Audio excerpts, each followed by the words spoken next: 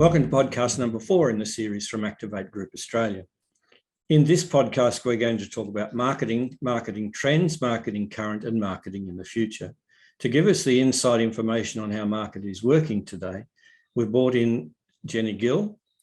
Jenni Dill is the Chief Marketing Officer from the Arnotts Group, and she is with Jamie Labina, who is an Activate Group Director and the CEO of Superior Sales Consulting. Jamie? Well, thank you, Keith, and welcome everyone to our Activate Group Australia podcast. Today's podcast, we'll be looking through the marketing lens, and as Keith mentioned, and today's guest is a world-travelled marketing absolute expert and senior leader, and I'm really excited to welcome the Chief Marketing Officer at the Arnotts Group, Jenni Dill. Good morning. Morning, Jamie. Thanks for having me. And nice to see you again. It is indeed. It has been a little while, but mate, thank you very much for joining us. And look, to start things and kick things off, I'd love, if it was possible, just to give our listeners a little bit of background into Jenni and a little bit about yourself and what your current role is and maybe a bit of your experience. Sure. Thanks, Jamie. So I'm Jenni. I have worked in sales and marketing in food and beverages in my entire career. So I've done everything from frontline sales representatives roles, account management roles, analyst roles, space management roles, through to all of the range of marketing and innovation roles, both here in Australia, also in global roles in New York, and then in regional roles for Western Europe and the UK based out of London. So I've been fortunate enough to travel the world with my career and have always worked in companies that really do put the consumer and the customer at the heart of everything they do. So my career spanned PepsiCo, McDonald's, and now the Arnotts Group. So we can see we got you back into the snack game as I met you offline before, which is great. But look, I think we might start with consumer shifts and trends, Jen. Look, I'd be interested to get your thoughts on consumers and their health and indulgence, and what you think are some of the habits of those trends. Yeah, I think what we've seen, particularly over the last couple of years, is an acceleration of trends that were already there. So things like shopping online were already there as an emerging trend a few years ago, and now they've just accelerated through COVID times as people have needed very different things to get through the day. They've needed shopping being delivered. They've needed to order online. They haven't wanted to go into stores themselves. So all those trends were there. But what's happened with COVID is they've just been dramatically accelerated. And we've seen, between 5 and 10 years growth on normal trends in that very short space of time. What we saw through the early phases of COVID lockdowns was a lot of cooking at home from scratch, a lot of baking at home, a lot of people, getting back to things that our grandparents probably would spend a lot of time doing when they were spending more time at home. And people got back to kind of the stuff that really matters. And work hasn't slowed down for anyone that's been has shifted from working in the office to working from home. Things actually got harder because everyone was on a screen. So you couldn't have those walk around conversations to get things done in the office. So people's time's actually been crunched even more. And for those people that were doing homeschooling at the same time, I don't think there was a spare minute in the day between when they got up in the morning and midnight when they hit sack. We've also seen a real bifurcation between people searching for more better for you products, so things that are either naturally good for you products. So I think a lot of people have needed emotional soothing through the COVID lockdown periods, and might have reached for that extra Tim Tam every day, or some other way of making themselves just feel a bit better and having that little treat in their day to break the sheer mundanity of it all, where everyone was just so bored being stuck at home. So equal shifts towards better for you and indulgence from a consumption perspective. Lots of focus on more convenient solutions, and then a real acceleration of all of the digital. Yeah, and look, I think just on that rapidness, I think it moves into the all-in-one solutions as well. So meal solutions. What's your thoughts on all-in-one, and do you see, obviously that's grown dramatically again through COVID, versus our eating out trends that have obviously changed dramatically as well? Yeah, I think what we've seen is most people have, probably up to 10 standard dishes in their repertoire. And when you're having those same dishes every single night or once a week or twice, or, once every 2 weeks, people just get bored of the same thing. So they're looking for variety, but they're looking for variety in a really easy way. So the all-in-one meal kits have really taken off. My personal learning is that it's still a lot of prep time, and it's probably more time than I can give during the week when we're all stuck at home with homeschooling and home working. But on the weekends, they're actually really good when I've got a bit more leisure time and I've got the time to do a bit more prep. So what we're seeing is even during those midweek meals, people are looking for really fast, convenient hacks that still deliver delicious, nutritious meals for their family, but do it really quickly. That's where things like Campbell's Real Stock can play such a huge role. Put the slow cooker on in the morning, it's all ready by dinner time, really low touch, really easy prep. But when you're at home, you can run the slow cooker all day. And I think that then leads us into really, obviously what's become our norm in our life with COVID. How have you seen the effects on brand marketing specifically through COVID and lockdowns? When we first went into lockdown, the first, March 2020, when everything kicked off from a COVID perspective, I think most brands were really cautious. Spend got pulled back, advertising got pulled back. Most brands went silent, or they came out with various platitudes of the "we're here for you" messaging. And I think most of that fell flat. It was nice to know that brands were telling me that they were here for me, but I wasn't quite sure what they were doing for me as a consumer. So I think a lot of money came out of the market at that point in time. A lot of brands held back their spend, not knowing what was going to happen to their business model. They just kind of sat and waited a little bit. They focused more on the basics, keeping products on shelf, making sure that the supply chain was working well so we could get products to the store, and looking after employees. I think what happened after we got through about the first 6 months is everyone realized that we were going to get through this. It was going to be painful, and it was going to mean things were going to look very different, but life would continue in some way. And the advertising spend from brands started coming back into the market, and people started getting more back to normal, or the new normal.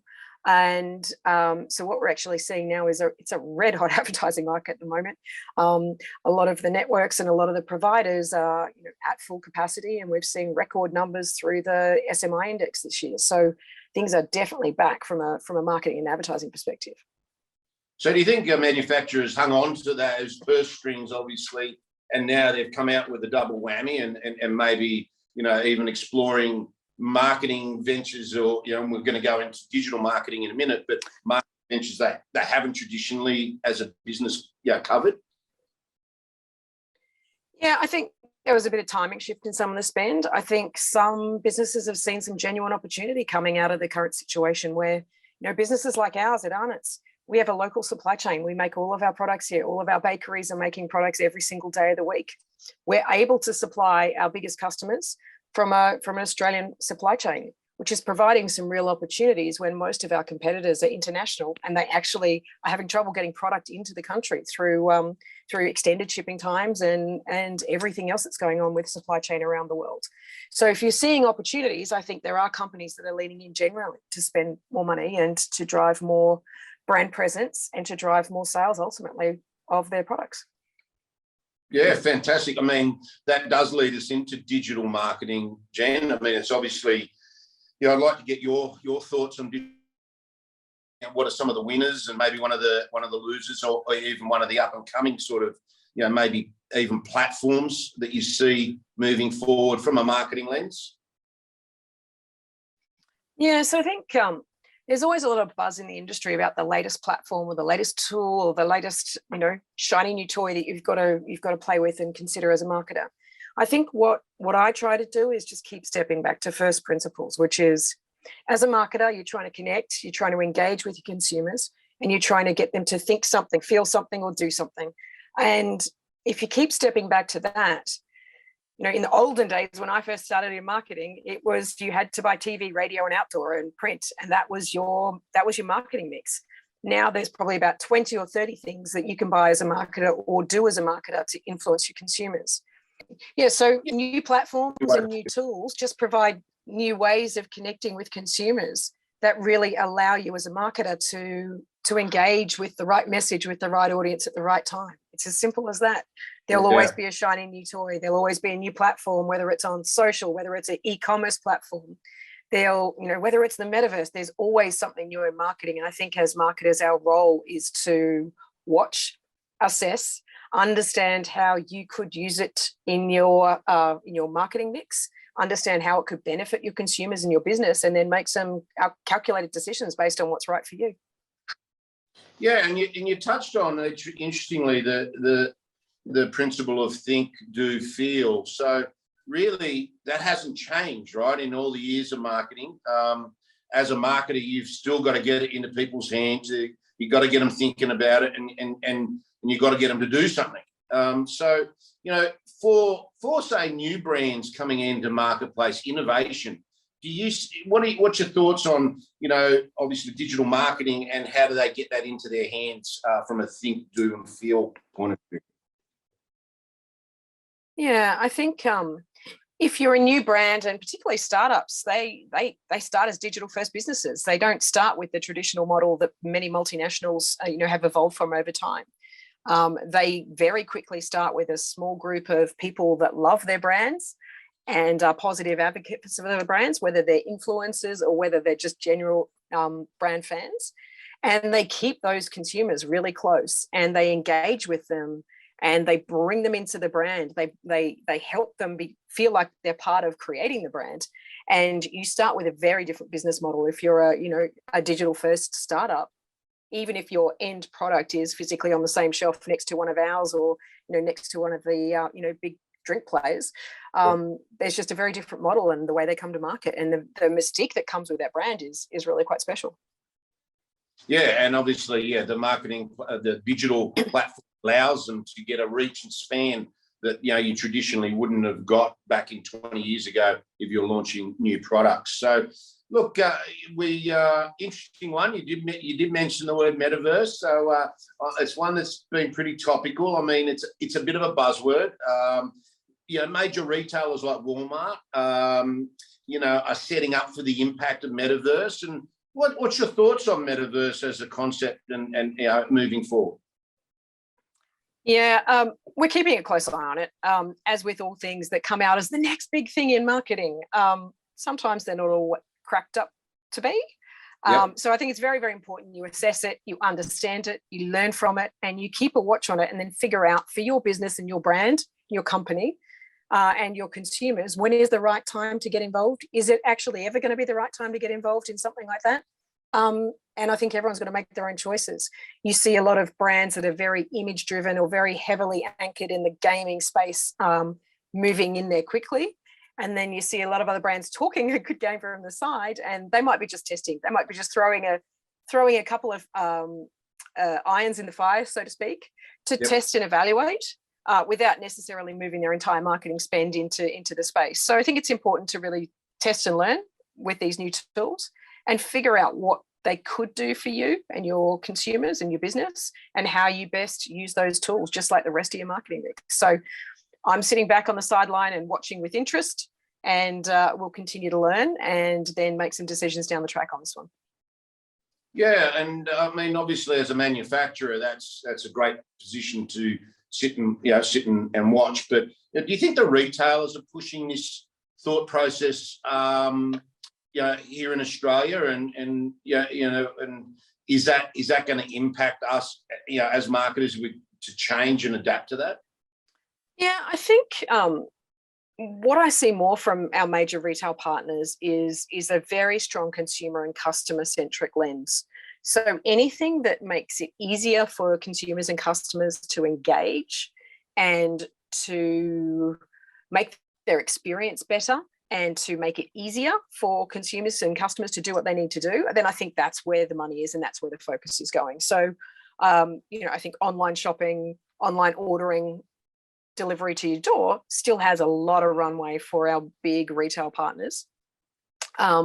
They've moved phenomenally in the last 2 years, accelerated dramatically by COVID, but I still think there's a long way to go in terms of the number of people and the frequency with which they are purchasing and shopping online.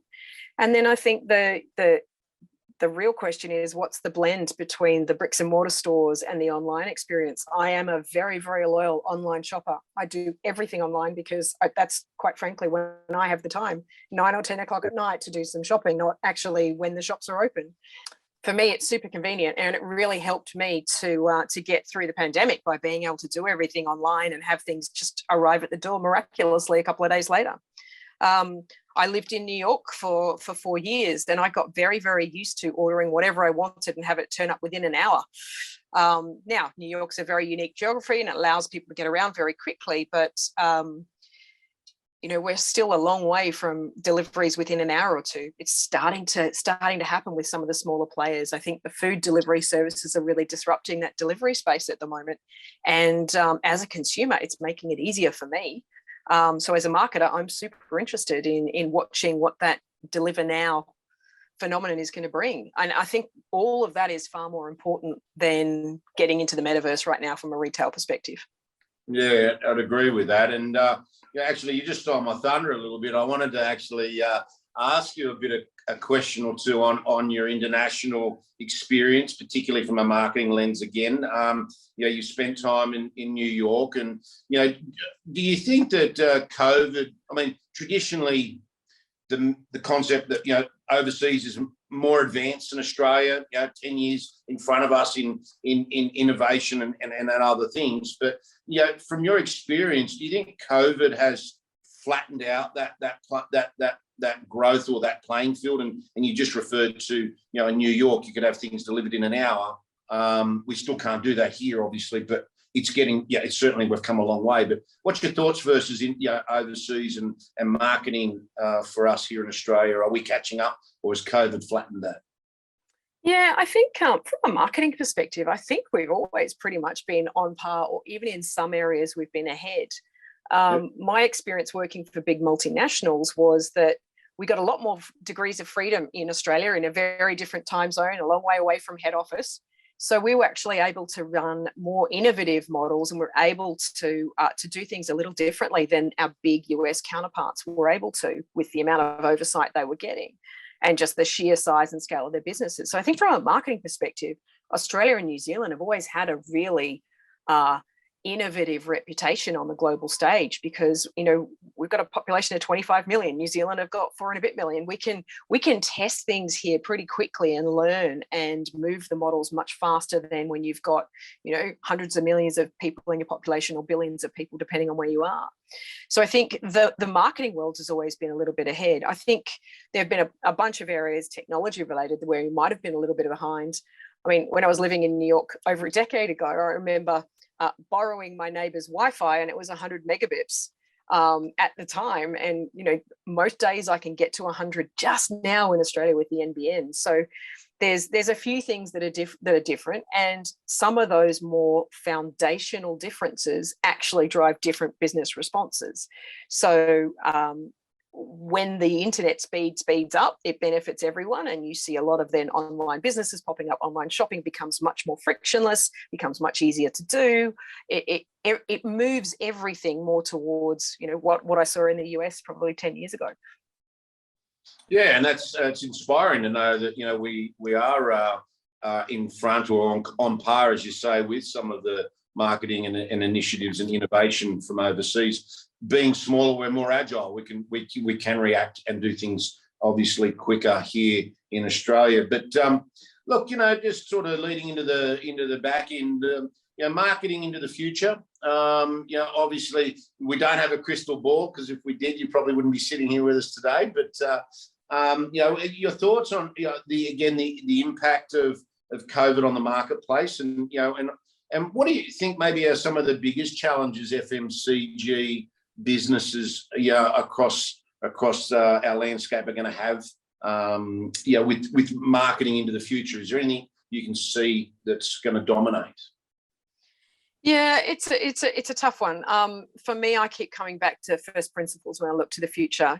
How do I better connect and engage with my consumers? How do I bring them into the franchise? How do I help build more consumers coming into my brand, and those that are coming into my brand spend more of their dollars with my brand than other brands.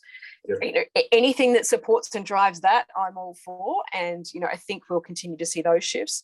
I think from a consumer trend perspective, we've seen massive shifts over the last 2 years. I think there's still a huge level of fatigue with consumers out there, particularly if there's been home working and homeschooling involved. People are just, a bit frazzled. So they're going to continue to look for convenient solutions to feed their family. They're going to continue to look for convenient solutions that enable them to balance their work and their life in the right way. And they're going to, I think, the last 2 years has just helped everyone reassess what's really important. And, the days of kids being overscheduled is probably behind us. How do we spend more quality time at home with our families? How do we really enjoy that time? And maybe not the pace of life that existed pre-COVID. So all of those things play into, opportunities for businesses to do more and to do better. But I really don't see a massive seismic shift in anything in the near term. Clearly, supply chain will play a role on everything we do for the next 6 to 12 months, with everything going on from a COVID perspective, and now in Eastern Europe. We'll continue to focus on making sure we can keep our products on shelf, making sure our supply chains are secure, and making sure we can do everything we can to, hold back as much of that inflationary pressure as we possibly can. Yeah. And you mentioned just then about obviously, keeping product on shelf. Our members at Activate Group are very much field marketers and experts about keeping product on shelf. And so what's your thoughts in relation to digital marketing and the role that merchandisers truly do play obviously keeping product on shelf through these times? Yeah, so we have an incredible field team at Arnotts. We're very, very lucky that we've got an amazing team out there that's helping to build displays and build our presence in the stores. Spending less of their time obviously filling shelves, apart from during COVID, where we provided all the help and support we possibly could to do the basics and do the basics right, to make sure products were on show and available to be purchased. The question for me is, how does the blend of online shopping and bricks and mortar shopping merge over time? Clearly, as one consumer, one customer, I have some clear purchasing habits. I use the bricks and mortar stores for my top-up shops now. So when I need to get something for a meal for that night or for the next day, or to get me through the next major shop, or a special dinner I want to cook, or some special ingredients that I don't normally keep in the pantry, anything big and heavy gets delivered to my door. So I'm not going out looking for laundry detergent, or I'm not going out looking for bottles of drinks or anything that's physically heavy. I'll get that in my big weekly shop delivered to the door. So I think we're starting to see a bit of a separation in the types of products that are purchased face-to-face versus online, and that'll continue to evolve over time as the total experience gets better and better. Yeah, and I think we might sort of closing out a little bit here on what do you think consumers are really looking for value, even though they're prepared to spend more money than we traditionally used to. How do we from a marketing point of view, how do we target the fact they're happy to spend more money but still providing that value? Yeah, and for me, value is so much more than just the price you pay. It's obviously, what am I getting for that? What's it doing for me? Is it making my life easier? Am I getting really good quality? Is it nutritious? Is it delicious? All of those things go into what creates great value. And what we're seeing is, in a world where consumers aren't spending as many dollars in the cafes and restaurants as they probably were, pre 2 years ago, they're willing to pay that little bit more for special home cooked meals or partially prepared meals that they add to at home to get that restaurant quality or that cafe quality experience at home, which means you're stepping up from your basic ham and cheese toastie into things that are a bit more special and a bit more premium. You're stepping up from your basic simple biscuit into things that are way more indulgent or way more healthy, and you're willing to pay that little bit extra for those things that really that taste delicious and just feel that little bit more special. Yeah, and that's exactly right. I think we are all going for that indulgent, indulgent experience, even though we're at home. So, Jenny, look, and to a close, I do like to sometimes ask a few left field questions. One of those would be, if you wouldn't mind. I mean, I joked about the golden Tim Tam. Or what's your favourite biscuit? Being obviously the head of. What's your, and we don't want to get any brand managers offside here, right? But what's your favourite biscuit? Come on. It's impossible to choose just one.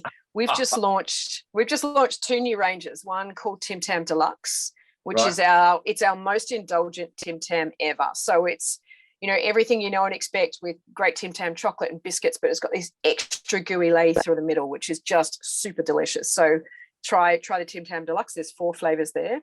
And then we're launching a new premium range under Arnotts, just building on that premiumization and indulgence trend even further. And it's called Arnott's Obsession. And these they almost eat like a chocolate. They're that indulgent. They're that good. There's layers of gooiness and little crispy bits in there and extra chocolate. They're really, really good. They are on shelves now, or going onto shelves now across the country. So make sure you get out and try some. All right, that sounds like that. Actually reminds me that even though you're in marketing, there was a bit of a sales feel there with that, wasn't there? Before you go, Jenny, a couple of questions. Sure. You've mentioned very early in there about being a great time for advertising and so on. I watch a fair bit of TV and I'm absolutely sick to death of Bon Bon.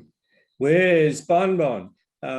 We just seem to be getting a hell of a lot of ads, like the Cadbury ads, for example, that are just over and over and over and over again for several years.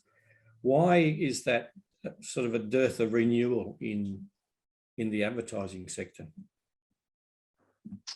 I'm not sure the Bon Bon ad in particular. What I would say is that most advertisers are focused on delivering the right impact with their materials. So if you spent a big chunk of money on production, you want to make sure you're getting to really good levels of reach and frequency on those particular spots. And all of the science behind where in and wear out of your advertising shows that most marketers get really sick of their advertising before consumers do.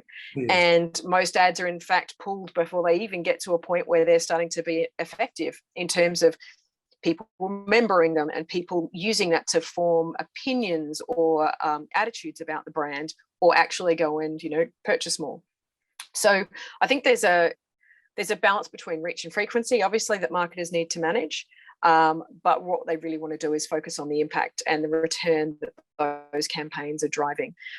What I do see sometimes is, particularly if you're watching through a streaming service, you might get served up the same ad. If you're binge watching a series, you might see the same ad, every single time, and that drives probably too much frequency. So I think there's a few opportunities there to get a bit more sophisticated as those channels continue to play out and build. There seems to be a little bit of a drift towards expletives, coarse language in some of the advertising, or at least the implication of false language. Kentucky Fried Chicken's bucket type approach and things like that. Is that what the consumer wants, or is that an advertiser's trend? Yeah, let me maybe answer that one 2 ways. So firstly, as a marketer, I think that's going for the cheap laughs, if you like, the cheap attention. As a board member of the AANA, the Australian Association of National Advertisers, we are responsible for the code and the voluntary code that all marketers subscribe to, which is designed to uphold the community standards. So we're constantly going out and understanding the community attitudes and making sure that our advertising standards codes reflect that. And you will see that there are a few ads that do get complained about to the Ad Standards Board, and they go through a process with the community panel reviewing them versus the code, and then making a determination whether or not it's in breach and it needs to be changed or pulled or or it's not in breach and it can continue to be aired. So there is a rigorous process that sits behind that. But as a marketer, it feels to me like going a little bit for the cheap laughs. Which, I'd like to, again, just close out with that, thanking you for your time this morning. It is an inspiring story. Many wouldn't know you did start at the ground level as a sales rep and in grocery, and have made your way to not only marketing leadership here in Australia, but around the world in international markets, and with obviously PepsiCo and then heading up McDonald's here in Australia. So, and Arnott's are obviously enjoying your experience by having you back in the fold. So, once again, thank you for your time this morning, and we look forward to seeing some more new Tim Tams, and that golden Tim Tam has to be, you'll have to let me know when that's on shelf. So thanks very much, Jenny. Really appreciate it. Thanks, Jamie. Thanks for having me. Bye. Thank you, Jamie, and very, very much our thanks to Jenny for spending the time to talk to us about marketing and giving us lots of her experiences from marketing, not only in Australia, but in other parts of the world.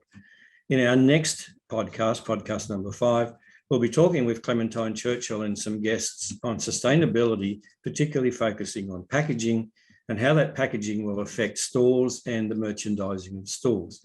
We look forward to having you with us then. Thank you.